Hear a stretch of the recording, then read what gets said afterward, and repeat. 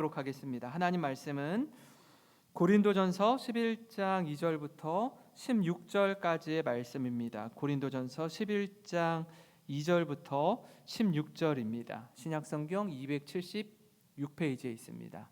저와 여러분이 한 절씩 교독합니다. 너희가 모든 일에 나를 기억하고 또 내가 너희에게 전하여 준 대로 그 전통을 너희가 지킴으로 너희를 칭찬하노라.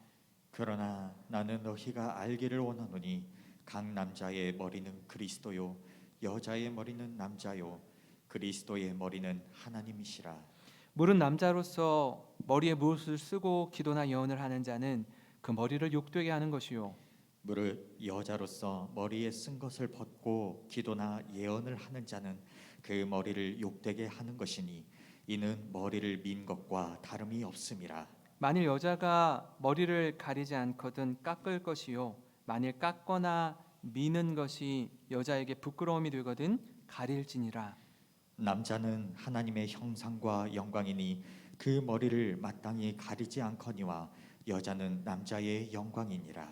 남자가 여자에게서 난 것이 아니요 여자가 남자에게서 났으며 또 남자가 여자를 위하여 지음을 받지 아니하고 여자가 남자를 위하여 지음을 받은 것이니 그러므로 여자는 천사들로 말미암아 권세 아래에 있는 표를 그 머리 위에 둘지니라. 그러나 주 안에는 남자 없이 여자만 있지 않고 여자 없이 남자만 있지 아니하니라. 이는 여자가 남자에게서 난 것 같이 남자도 여자로 말미암아 났음이라. 그리고 모든 것은 하나님에게서 났느니라. 너희는 스스로 판단하라. 여자가 머리를 가리지 않고 하나님께 기도하는 것이 마땅하냐. 만일 남자에게 긴 머리가 있으면 자기에게 부끄러움이 되는 것을 본성이 너에게 가르치지 아니하느냐. 만일 여자가 긴 머리가 있으면 자기에게 영광이 되나니 긴 머리는 가리는 것을 대신하여 주셨기 때문이니라. 같이 읽겠습니다. 논쟁하려는 생각을 가진 자가 있을지라도 우리에게나 하나님의 모든 교회에는 이런 관례가 없느니라. 아멘. 어떤 조직과 공동체 리더가 된다는 건 여러 가지 상황과 환경에 맞닥뜨릴 때 책임지는 것을 말합니다. 예를 들어서 공동체에 좋은 일이 생기거나 어떤 좋은 성과를 얻게 되었을 때는 그 리더가 자기 자신을 드러내고요. 또 반대로 위기에 처할 땐 뒤로 쓱 물러나고 책임을 회피하려 한다면 그런 리더십은 얼마 못 가서 무너지고 말 것입니다. 왜냐하면 어느 누구도 따르고 싶지 않은 리더이기 때문입니다. 이제 한 달 앞으로 대통령 선거를 앞두고 있는데요. 왜 모든 국민들이 지대한 관심을 쏟을까요? 한 나라의 지도자요, 리더로 세우는 일이기 때문입니다. 그렇기에 이제 남은 한 달간 특별히 이 나라와 민족을 위해 시간마다 기도하는 저와 여러분이 되기를 간절히 소망합니다.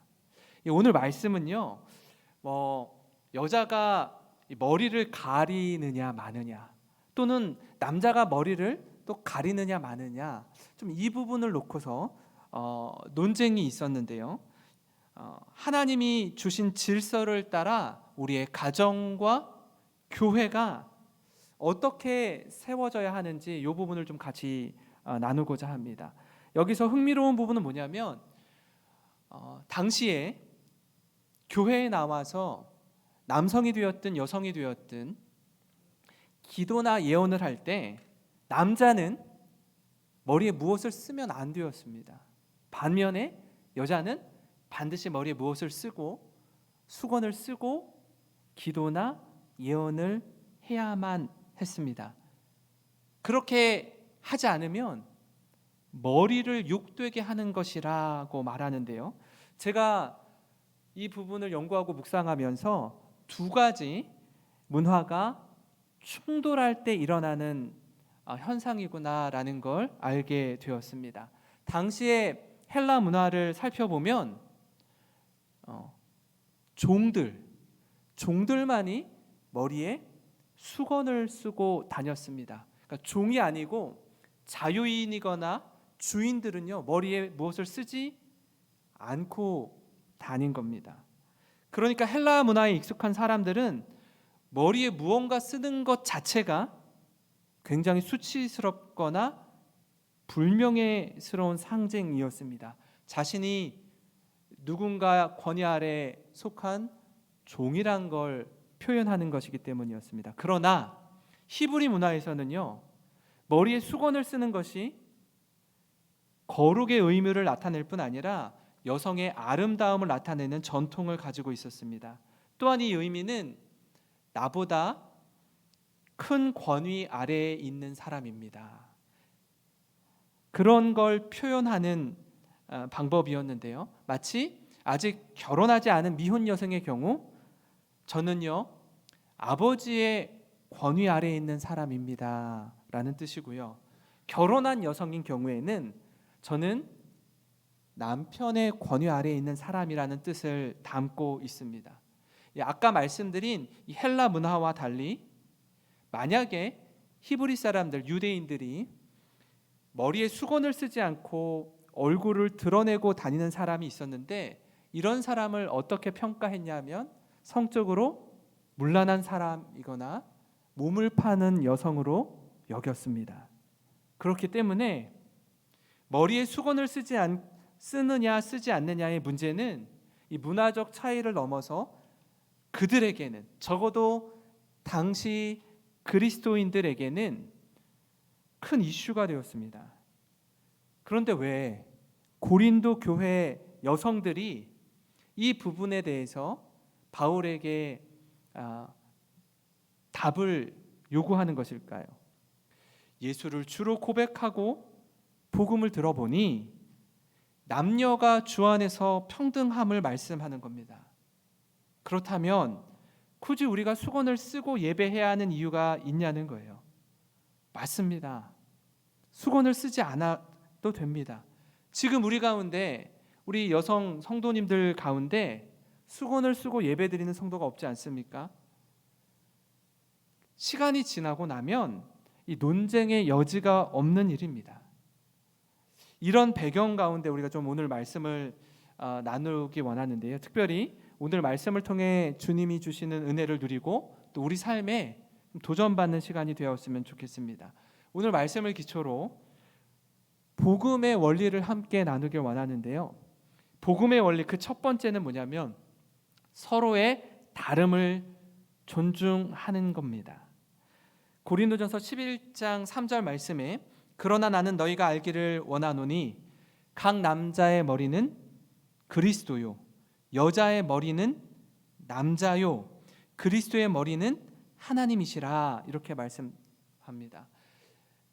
아마 이 말씀을 들으면 여성분들은 아니 이게 도대체 뭐냐고 이야기할 겁니다. 성경이 말하길 남녀가 지금 평등하다면서요. 그런데 여자의 머리가 남자라니요.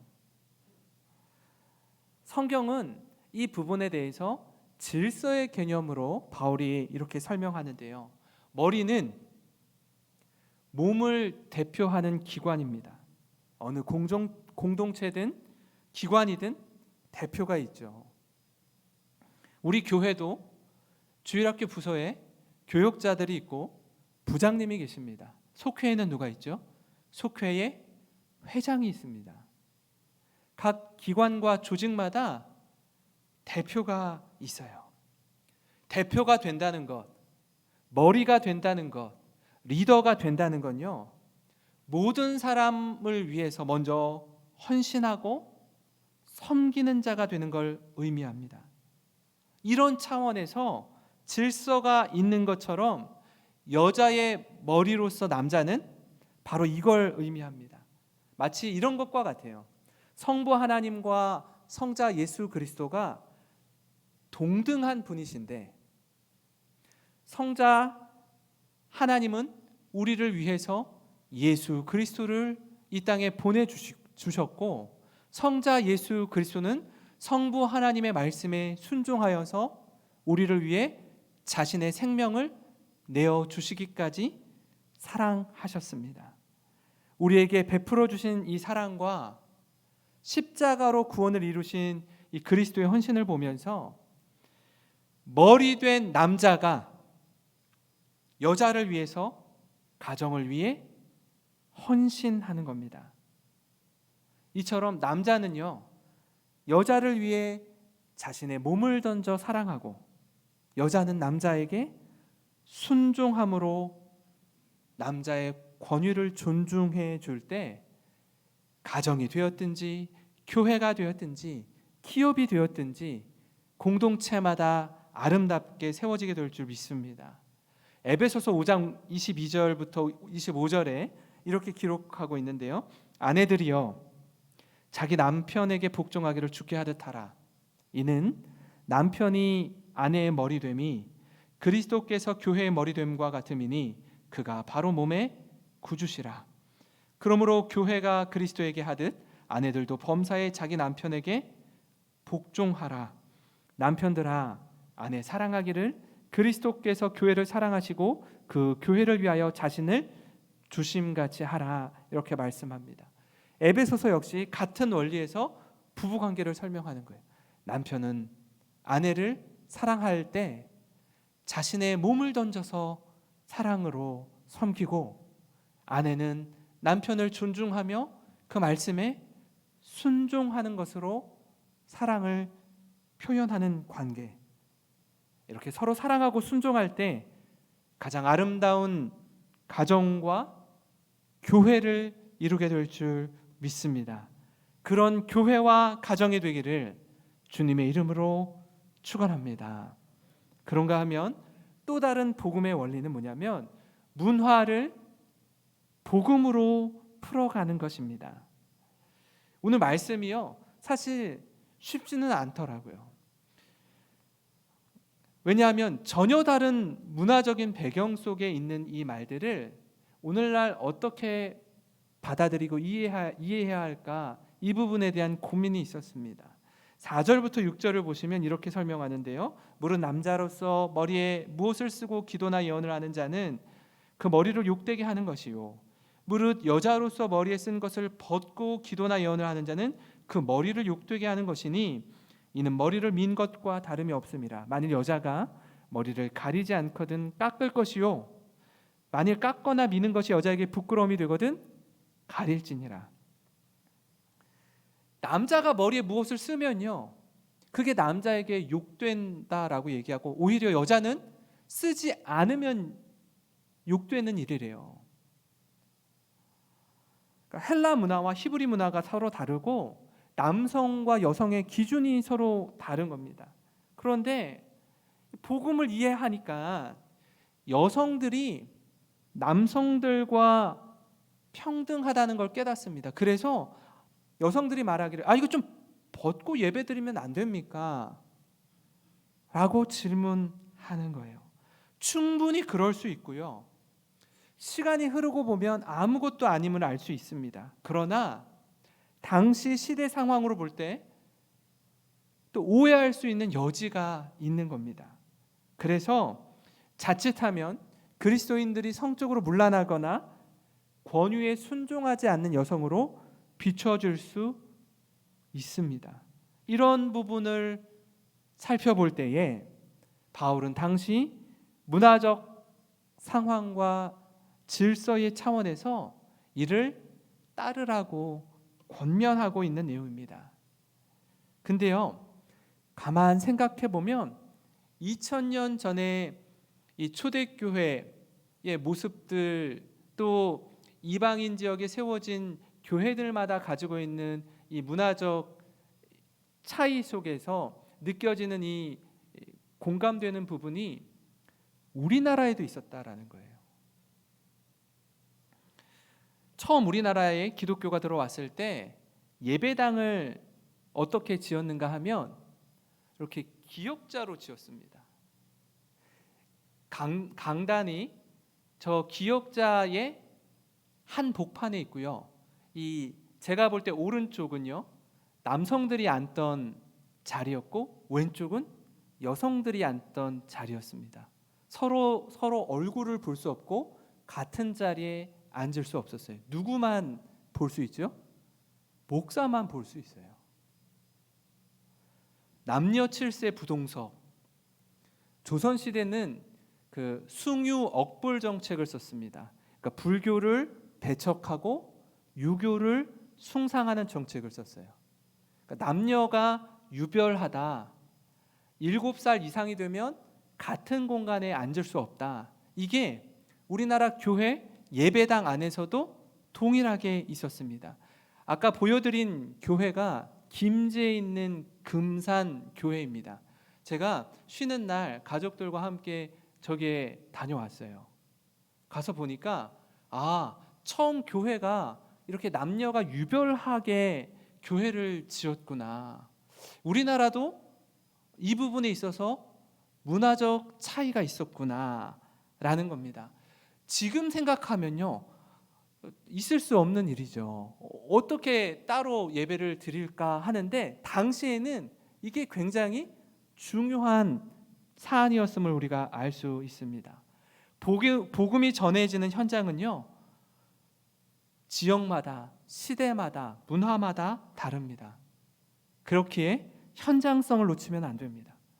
예수님께서 친히 이 땅에 육신을 입고 오셔서 우리에게 보여주신 그 사랑, 그 은혜를 기억하면서 각기 상황과 환경이 다르지만 문화를 복음으로 풀어가는 우리 교회가 되기를 소망합니다. 마지막 한 가지 가장 중요한 내용인데요. 평등을 뛰어넘어 하나 되는 것, 이것이 바로 복음의 원리입니다. 오늘 말씀 11절 12절을 보시면 그러나 주 안에는 남자 없이 여자만 있지 않고 여자 없이 남자만 있지 아니하니라. 이는 여자가 남자에게서 난 것 같이 남자도 여자로 말미암아 났음이라. 그리고 모든 것은 하나님에게서 났느니라. 이렇게 말합니다. 제가 지난번에도 한번 말씀드린 것 같은데 수능을 볼 때 이 지문이 상당히 깁니다. 그래서 아이들이 이 지문을 보고 너무 길어서 지문은 굉장히 긴데 문제는 한두 문제밖에 없어요. 이 지문은 기니까 다시 넘겨서 다른 문제 먼저 풀고 이 문제를 풀어야 하자고 넘기면 또 지문이 엄청나게 길고 문제는 한두 문제밖에 없어요. 빠르게 읽고 주제 파악을 하지 못하면 문제를 풀어낼 수가 없습니다. 그래서 제가 학교 다닐 때도 선생님들이 이렇게 가르쳐 줬어요. 너무 길면 영어 지문을 볼 때는 벗을 봐라, 벗. 한글 지문을 볼 때는, 국어 지문을 볼 때는 그러나라는 걸 찾아라. 그러면 앞에 지문을 읽지 않아도 된다. 시간이 없을 때에는. 그러나부터 시작되는 지문만 읽어도 충분히 문제를 풀 수 있다라고 이야기했습니다. 오늘 말씀도 마찬가지거든요. 이 11절에 그러나 이렇게 나와요. 그러니까 남자와 여자의 질서의 원리에 대해서 분명히 말하면서도 그러나부터 나오는 이 내용이 굉장히 중요하다라는 거예요.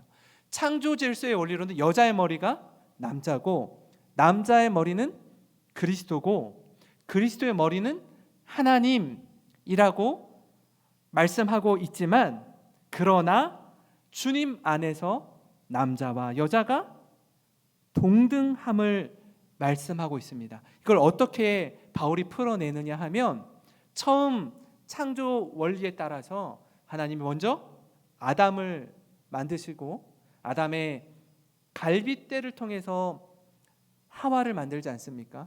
그러니까 하와는 남자를 통해서 하와가 지어지게 되죠. 남자를 통해 여자가 생겨납니다. 그러나 하와를 통해서 그의 후손들 가인과 아벨을 낳게 되죠. 어떻게 보면 이게 순환이 되어서 남자를 머리로 하고 있지만 또 여성을 통해 자녀들을 출산하는 걸 보면 남자와 여자는 동등한 존재이구나. 주님 안에서 모두는 창조주 되시는 하나님의 피조물이구나라는 걸 깨닫게 됩니다. 이를 바탕으로 우리가 좀 한 걸음 더 나아갔으면 좋겠는데요. 우리나라에 처음 복음이 들어왔을 때 남녀 7세 부동석뿐만 아니라 당시 조선시대 말기였기 때문에 양반과 중인과 상인이라는 이 신분제도가 있었습니다. 근데 여기에 포함되지 않는 가장 낮고 천한 신분을 가진 자를 일컬어 천민이라고 했습니다.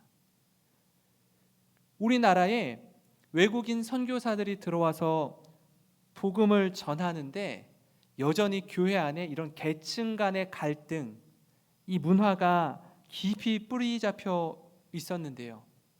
이런 시대적 상황에서 선교사들이 조선에 들어와 이 신분 차별을 반대하며 평등을 주장했습니다. 그리고 얼마 지나지 않아서 이 조선 사회에서 있을 수 없는 일들이 벌어지기 시작했어요. 사실 이 문제 때문에 교회가 분열되는 일도 있었습니다. 예를 들면 이런 거죠. 양반들이 말하기를 어떻게 감히 천민들과 함께 앉아서 같은 공간에서 예배드릴 수 있냐 이거예요. 있을 수 없는 일이라는 겁니다. 서울에 가면 종로구 인사동에 승동교회가 있습니다. 당시 이 교회에 천민들이 많이 예배의 자리로 나왔는데요. 그래서 교회의 다른 별칭이 뭐였냐면 백정교회였습니다. 백정들이 많이 다니는 교회라고 할 만큼 사회적 지위를 많이 깨기 위해 애쓴 교회이기도 합니다. 당시 박성춘이라는 백정이 자신의 아들 봉출이가 있는데 이 봉출이가 더 이상 자신과 같이 백정이라는 신분 가운데 천민으로 살지 않도록 하기 위해서 예수학당이라는 곳에 공부를 시키도록 보냈습니다. 자신은 교회 다니지 않고요. 1894년 어느 날 이 박성춘이 장티푸스로 거반 죽게 되었는데 이때 승동교회를 섬기던 두 명의 선교사님이 그 집으로 찾아옵니다. 한 분은 사무엘 무어라는 목사님이었고요. 한 분은 고종 황제의 주치의였던 에비슨 선교사였습니다. 왕의 주치의가 백정을 고치기 위해서 그의 집에 친히 찾아온 거예요. 그리고 정성을 다해서 그의 장테푸스를 고쳐줍니다. 그리고 그가 교회에 나오게 돼요. 사무엘 무어 목사님으로부터 세례를 받습니다. 사실 이 박성춘이란 이름은 세례받고 나서 원래 천민들은요 이름이 없었어요. 이름조차 없었습니다. 그리고 나서 붙여진 세례받고 나서 붙여진 이름인데요. 당시 이 양반으로 구성되어 있던 곤단골 교회에 소란이 일어나요. 어떻게 양반이 백정과 함께 한 공간에서 예배드릴 수 있냐고. 있을 수 없는 일이라고. 근데 여기에 선교사들이 반대하니까 양반이 한 가지 더 제안을 합니다. 그러면 이렇게 합시다. 양반들은 앞자리, 천민들은 저 뒷자리. 이것만이라도 구분시켜 주십시오 라고 요구합니다. 근데 선교사들이 교회에서 이런 일은 있을 수 없다라고 합니다. 양반들의 요구를 거절해요. 그래서 양반들의 대부분이 곤단골 교회를 떠나서 홍문동 교회를 세웁니다. 근데 놀라운 일이 일어나요. 백정으로 모인 이 곤단골 교회는요 날이 갈수록 부흥하는데 양반들로 구성된 홍문동 교회는 점점점 쇠락의 길을 걷다가 나중에는 그 교회에 불이 납니다. 그래서 결국 다시 두 교회를 하나로 합치는데 그 교회가 승동 교회로 세워지는 겁니다. 그리고 나서 한 번 더 교회가 나눠지게 되는데요. 1911년에 승동 교회에서 백정 출신의 박성춘이 초대 장로가 됩니다. 양반들을 제치고 양반들이 가만히 있지 않습니다. 다시 교회를 떠나서 안동교회를 세웁니다. 지금 이게 우리가 지난 일이니까 쉽게 듣지만 당시 이런 현장에 있었다면 양반들의 입장을 충분히 이해할 만합니다. 그렇지 않습니까? 아니 어떻게 많은 양반들을 제치고 천민인 백정이 교회의 장로가 될 수 있느냐고요. 많은 사람이 떠났어요. 더 놀라운 일 하나가 있는데 그게 뭐냐면 아까 제가 말씀드린 김제에 있는 금산교회에서 기적과 같은 일이 일어나는데요. 서울에선 그렇게 다투고 싸우고 교회가 나뉘어지고 합쳐지고 또 나뉘어지고 했는데 김제의 금산교회에서 아까 보여드린 그 사진에 조덕삼과 이자익의 이야기인데요. 조덕삼은 당시 마을에서 가장 큰 부자이면서도 굉장히 겸손한 사람이었습니다. 그에게 많은 수하에 거느리는 머슴, 종들이 있었는데 한날은 이자익이라는 한 청소년이 고등학생이 자신의 집으로 옵니다. 이 친구는 경상남도 남해 출신의 아이였는데 3살 때 아버지를 여의고 6살 때 어머니까지 잃게 됩니다. 고아가 돼서 너무 배가 고프고 힘든 상황 속에 찾고 찾아 떠나다가 이 전라도 김제까지 오게 돼요. 그리고 조덕삼의 집에 들어가 그의 머슴이 됩니다. 조덕삼이 그를 거두고 자신의 아들이 훈장을 통해서 서당에서 공부를 하는데 이자익이 옆에서 아들 옆에서 이렇게 보더니 천자문을 깨우치고 말을 배우고 글을 배우기 시작하는 거예요. 그래서 공부할 수 있도록 자신의 아들과 공부할 수 있도록 배려해 줍니다. 나중에 이 조덕삼이 부자이다 보니까 테이트 선교사가 이곳에 와서 복음을 전하고 교회를 세우는데 조덕삼이 자신의 사랑채를 내어줍니다. 교회를 세우게 해줘요.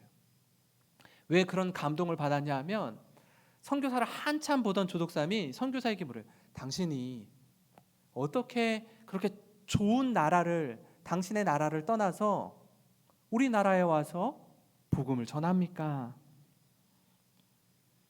어떻게 그럴 수 있습니까? 라고 묻자 선교사가 이렇게 대답합니다. 하나님의 특별한 사랑 때문입니다. 이 이야기를 듣고 자신의 집에 교회를 세우게 되는 겁니다. 그렇게 교회가 세워지고 많은 사람들이 예수를 믿게 되고 예배를 드리는데 훗날 그 금산교회에서 주인인 조덕삼과 종인 이자익이 같은 날 세례를 받습니다. 그리고 둘 다 집사가 돼요. 나중에 장로를 세우는데 가장 열심이었던 이 조덕삼과 이자익이 장로 후보로 최종 후보로 둘이 올라옵니다. 그리고 투표를 했는데 누가 되어야 자연스럽습니까?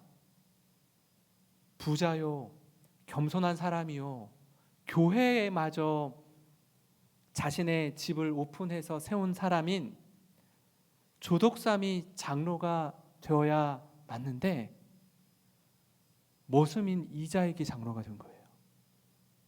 서울이었다면 어떤 일이 일어났을까요? 교회가 이내 술렁이기 시작했습니다. 왜냐하면 당시의 장로는 설교도 하고 교회를 이끌어가는 총책임자였기 때문입니다. 더 이상 조덕삼이 자신보다 15살이나 어린 이자익에게 함부로 할 수 없게 된 상황입니다. 서울의 양반들은 이게 싫어서 곤단골 교회에서 나가 교회가 나눠진 거 아닙니까? 금산교회도 웅성거리기 시작했어요. 분위기가 좋지 않은 거예요. 그때 조덕삼 집사가 테이트 선교사에게 발언권을 얻어서 교인들에게 이렇게 말합니다. 우리 금산교회 교인들은 참으로 훌륭한 일을 해냈습니다. 저의 집에서 일하고 있는 이자익 집사는 저보다 신앙의 열의가 대단한 사람입니다. 이 이자익 집사가 장로가 되는 것이 정말 맞는 일입니다. 여러분 감사합니다.